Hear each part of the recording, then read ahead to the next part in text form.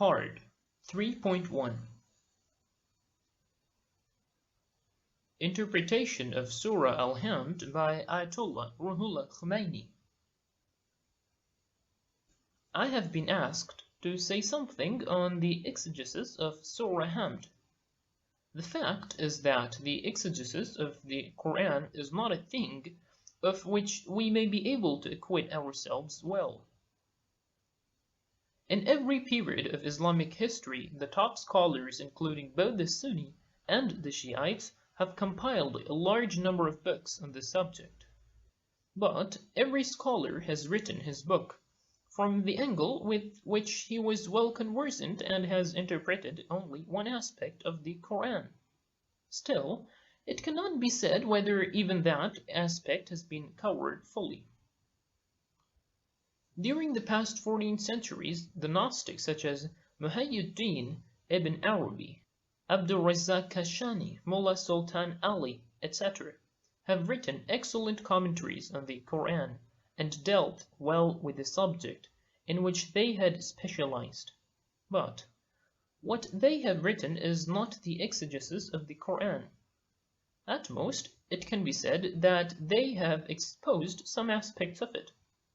The same case is with Tantawi, Jauhari, Sayyid Qutb, etc. They have compiled their exegesis in a different style, but their books are also not the exegesis of the Quran in every sense. There are other interpreters of the Quran who do not belong to either of the above-mentioned two groups. The Majma' al-Bayan by Sheikh Tabrisi is an excellent commentary and combines what the Sunni and Shia authorities have said. There are so many other commentaries, but they all cover only certain aspects of the Quran. The Quran is not a book, all aspects of which may be exposed by us or by anybody else. There are some Quranic sciences which are beyond our comprehension. We can understand only one angle or one form of the Quran. Others are to be explained by the Imams, who were the real exponents of the Holy Prophet's teachings. For some time past, there have appeared some interpreters of the Quran who are totally unfit for the task. They want to attribute their own wishes and desires to the Quran. Surprisingly enough, even some leftists and communists pretend to be partisans of the Quran and show interest in its interpretation. In fact, they do so only to promote their evil designs. Otherwise, they have nothing to do with the Quran, let alone its interpretation. They just want to pass their doctrines under the name of the teachings of Islam. That is why I say that those who do not possess enough knowledge of Islam and the young men who are not fully conversant with the Islamic problems have no right to meddle in the exposition of the Quran. But if they still try to misinterpret it for some ulterior motive of theirs, our youth should ignore their interpretation and pay no attention to it. Islam does not allow anybody to interpret the Quran according to his personal opinion or private judgment. Anybody who tries to impose his own opinion on the Quran is either a materialist, misinterpreting the Quran, or is one of those who give some spiritual meaning to the Quranic verses. Both these groups interpret the Quran according to their own wishes. Therefore, it is necessary to keep away from both of them. As far as the Quran is concerned, our hands are tied. Nobody is allowed to attribute his opinion to the Quran and claim that Quran says so. The interpretation which I am going to give is only a possible interpretation. When I explain any verse of the Quran, I do not claim that the verse means only what I say. I do not say anything for certain. I am hinting a possibility only. As some gentlemen have asked me to say something on the exegesis of the Quran, I have decided to speak briefly once a week about the Surah Al-Hamd. I would like to repeat once again that the interpretation which I give is nothing more than a possibility. I do not want at all to interpret the Quran according to my own opinion or wish. It is possible that the Bismillah in the beginning of each surah of the Quran is related to the verses following it. Generally, it is said that the Bismillah is related to a verb, understood, but probably it is related to the surah following it. For example, in the surah Al-Hamd, it is related to Alhamdulillah. In this case, the whole sentence would mean that, with the name of Allah, all praise belong to Him. Now, what does a name signify? It is a mark or a sign. When man gives a name to any person or thing, that name serves as a symbol for the recognition of that person or thing. If any person is named Zayd, people can recognize him by that name. Allah's names are the symbols of His person. Whatever little information man can get about the Divine Being, he can acquire it through His names. Otherwise, man has no access to His person. Even the Holy Prophet did not have. Though he was the most learned and the noblest of all human beings, no one other than him can know Him. Man can have access only up to the divine names. The knowledge of the divine names has several grades.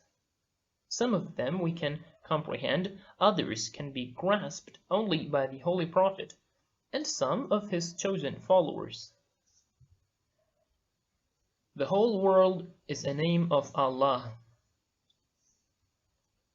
The whole world is a name of Allah because the name of a thing is its sign or symbol. And as all the things existing are the signs of Allah, it may be said that the whole world is His name. At the most, it can be said that very few people fully understand how the existing things are the signs of Allah. Most people know only this much, that nothing can come into existence automatically.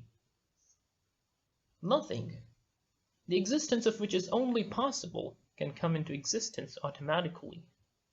It is intellectually clear, and everybody knows it intuitively, that anything, the existence and non-existence of which is equally possible, cannot come into existence automatically, and that there must be an external force to bring it into existence. The first cause of bringing into existence all possibly existing things must be external and self-existing being. If it is supposed that the imaginary upper space, and it must be imaginary because it is a non-entity, has always existed, then it possibly can neither automatically turn into anything nor anything can come into existence in it automatically. The assertion of some people that in the beginning the whole world was an infinite vacuum, anything being infinite is questionable in itself, in which subsequently appeared a sort of steam from which everything has originated, does not stand to reason, for without an external cause no new thing can appear, nor can one thing change into another thing. For example, water does not freeze, nor does it boil, without an external cause.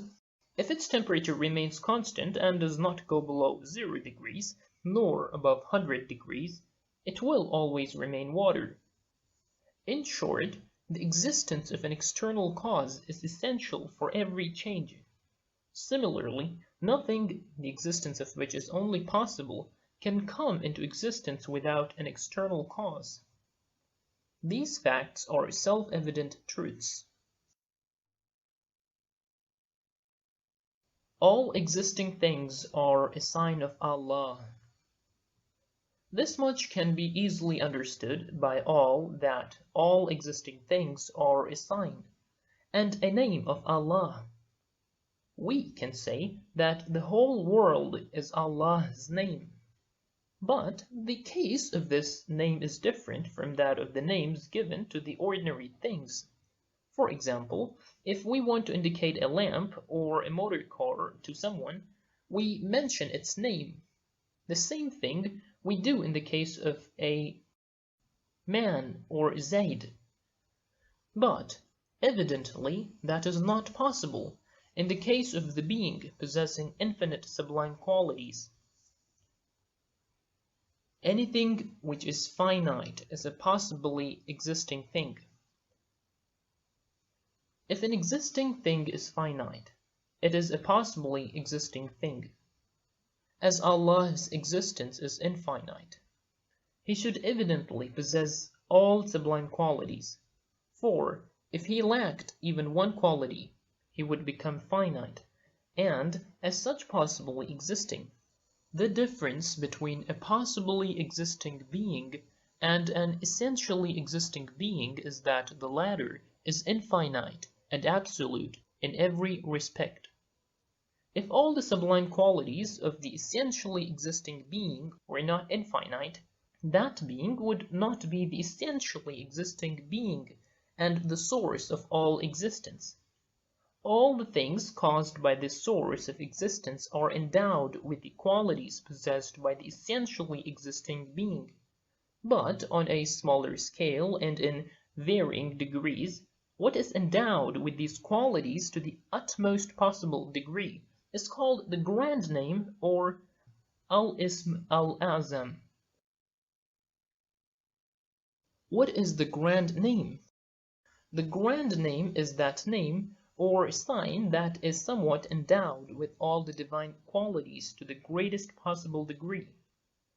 As compared to the existing things, it possesses the divine qualities most perfectly, though no existing thing lacks them completely.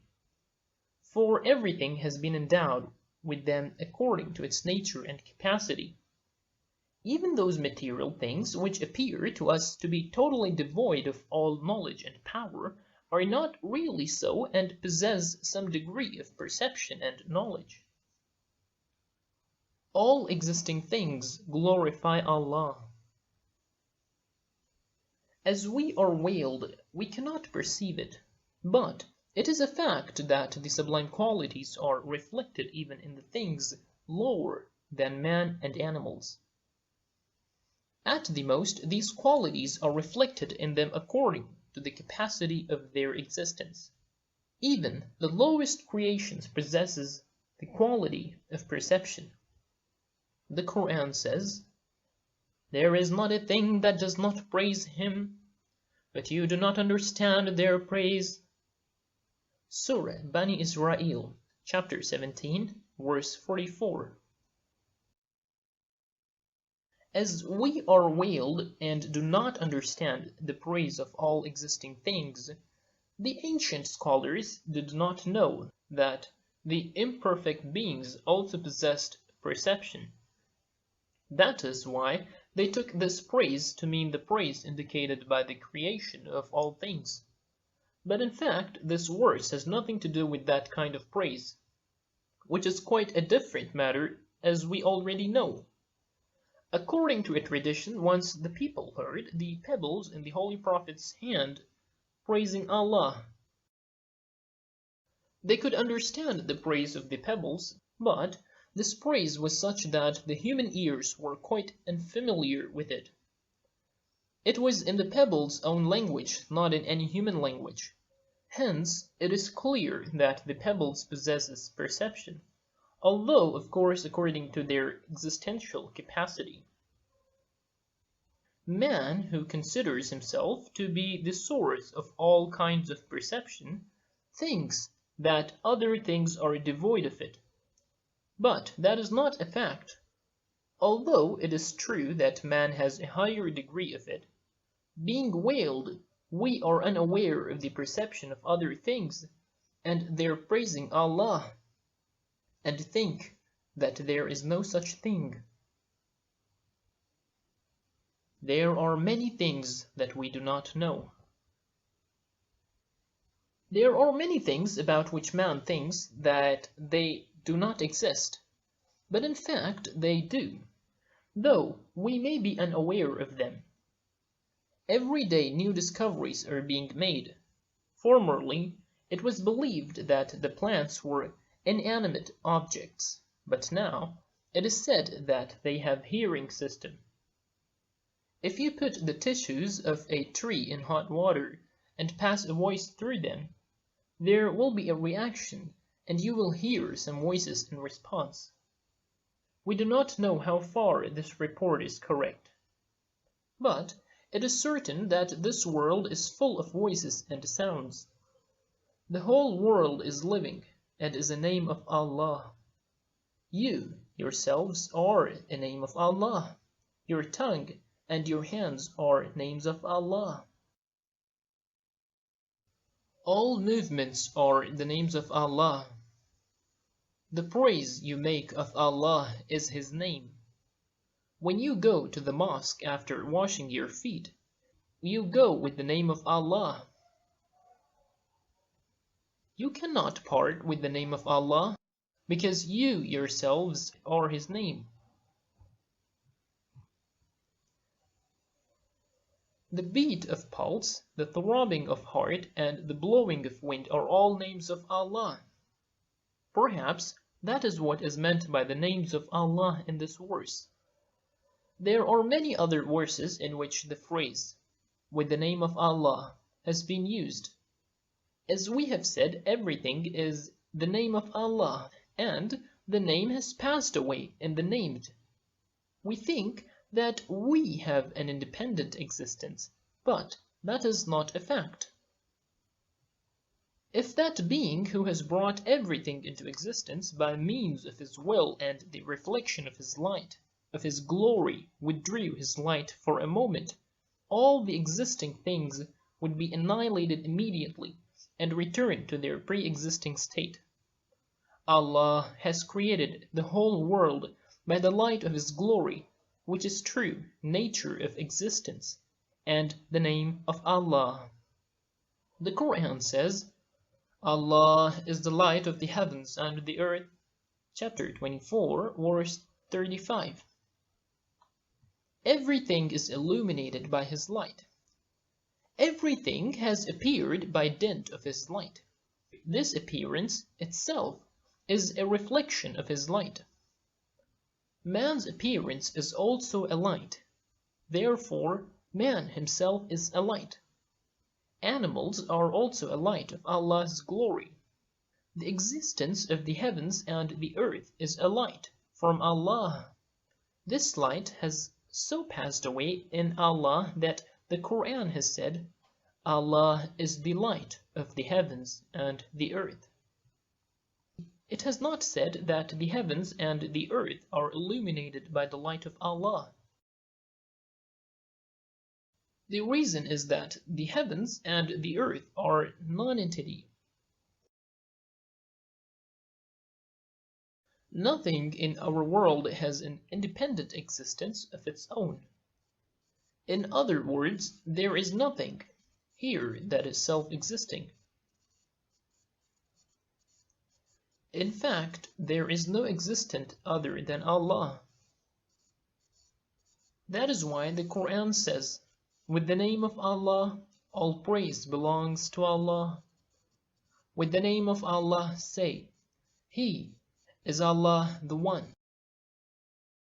Perhaps the Quran does not ask you to utter the words, with the name of Allah, the Compassionate, the Merciful. It actually mentions a fact. By asking you to say so with the name of Allah, it means that your saying so is also a name of Allah. The Quran has said, whatever there is in the heavens and the earth glorifies Him. It has not said whoever there is in the heavens and the earth glorifies Him. That means that everything, whether animate or inanimate, praises and glorifies Allah. For all are a reflection of the light of His glory, and it is His glory that causes all movements.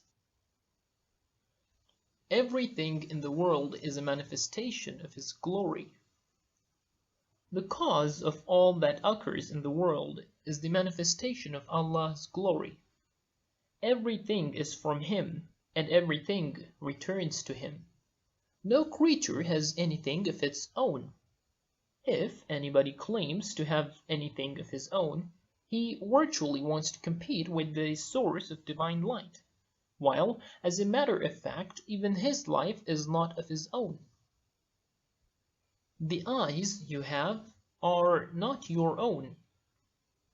The light of divine manifestation has brought them into being.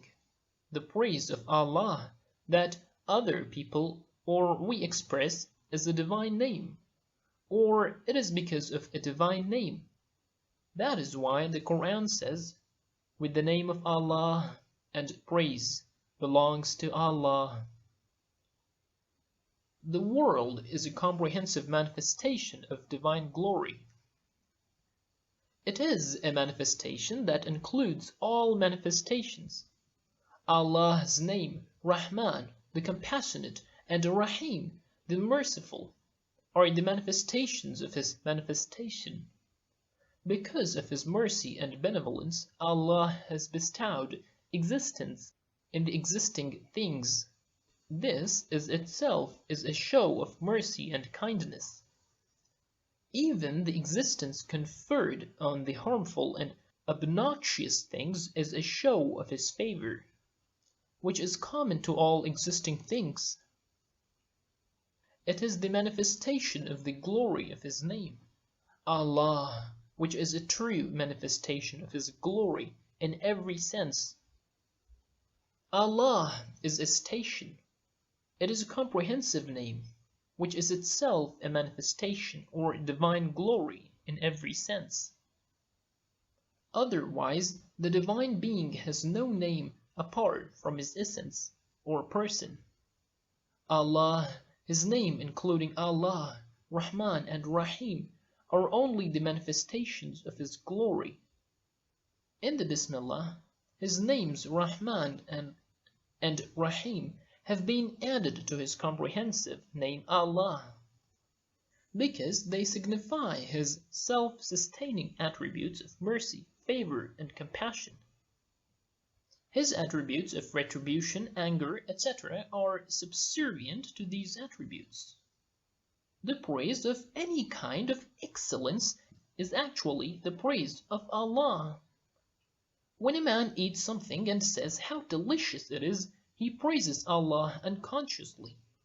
When a man says about another man that he is a very fine man, or that he is a great scholar or a philosopher, he praises Allah, because a philosopher or a scholar has nothing of his own. Whatever there is, it is a manifestation of Allah's glory. The man who understands this fact, he and his intellect are also a manifestations of Allah's glory. No praise is of anyone else's praise. Whenever we praise anybody, we say that he has such and such good qualities. As everything belongs to Allah, the commendation of any merit of any person or a thing virtually amounts to praising Allah. We, being veiled, do not realize this truth and think we are praising Zayd or Amr, the sunshine or the moonlight. When veil is lifted, we will come to know that all praises belong to none but Allah, and that everything we praise is nothing but a manifestation of Allah's glory. The Quran says, Allah is the light of the heavens and the earth. In other words, every excellence and every sublime quality, wherever it may be, is attributable to Allah. He is the cause of the whole world, and the whole world is a manifestation of His glory. The things we do are not actually done by us. Addressing the Holy Prophet, Allah said in the Quran, "You did not throw the pebbles. When you threw them, but Allah through them. Surah Al-Anfal, chapter 8, verse 17. Consider the words "you threw" and "you did not throw." Both of these phrases are a manifestation of "but Allah threw." There is another verse that says, "Those who swear allegiance to you, swear allegiance only to Allah." Surah Al-Fat, chapter 48, verse 10. Being veiled as we are, we do not understand the truth these verses imply. As a matter of fact, we all are under a veil except the Holy Prophet, who was educated direct by Allah, and the holy Imams of the Holy Prophet's progeny who received training from him. So there is a possibility that the preposition be and the noun ism in Bismillah may be related to Alhamdu, meaning, with the name of Allah, all praises belong to Him. It is a manifestation of the glory of Allah that draws every praise to it and does not allow any praise to be a praise of anyone other than Allah. For, howsoever you may try, you will not find anyone existing other than Him.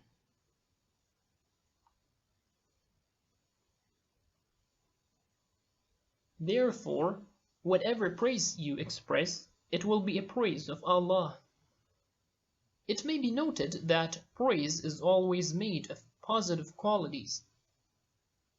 The defects and faults, being negative qualities, do not actually exist. Everything that exists has two aspects. It is a positive aspect that is praised, and it is always free from defects and faults.